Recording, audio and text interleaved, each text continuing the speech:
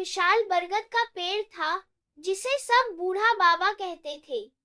लोग मानते थे कि पूर्णिमा की रात को जब चांद की रोशनी सीधी उसकी जड़ों पर पड़ती थी, तो बूढ़ा बाबा सिर्फ एक व्यक्ति से बात करता था जो मन से सबसे निष्कपट हो।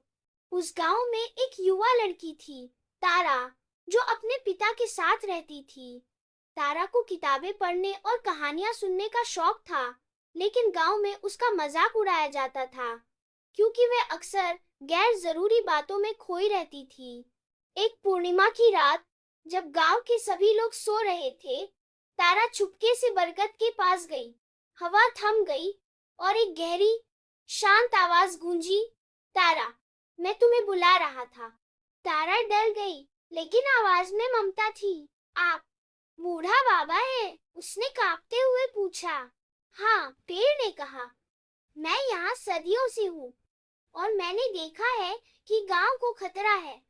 अगले महीने एक लालच से भरा आदमी आएगा जो मेरी जड़ों के नीचे छिपे प्राचीन जल स्रोत को बेचकर धन कमाना चाहता है।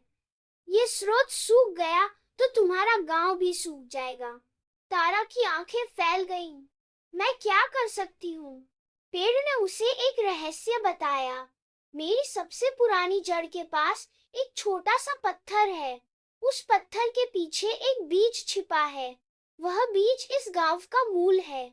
अगर तुम उसे समय रहते गांव की सबसे ऊंची पहाड़ी पर लगा दोगी, तो मेरी शक्ति विभाजित हो जाएगी और वो जल स्रोत स्थायी रूप से सुरक्षित हो जाएगा। अगले दिन तारा ने उस रहस्यमय आदमी के आने की बात और पेड़ की चेतावनी गांव वालों को बताई, लेकिन सबने उसे पागल समझा। केवल उसके पिता ने उस पर विश्वास किया। पूर्णिमा से पहले की रात तारा और उसके पिता ने मिलकर वह छोटा सा पत्थर हटाया। वहां वाकई में एक चमकदार हरा बीज था।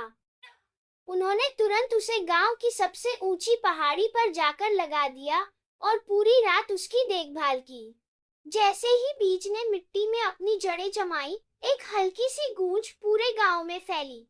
अगले ही दिन जब वह लालची आदमी गांव में आया और बरगद की खुदाई शुरू करने वाला था, तभी पहाड़ी पर जहां तारा ने बीज लगाया था, वहां से मीठे पानी का एक नया शक्तिशाली झरना फूट पड़ा।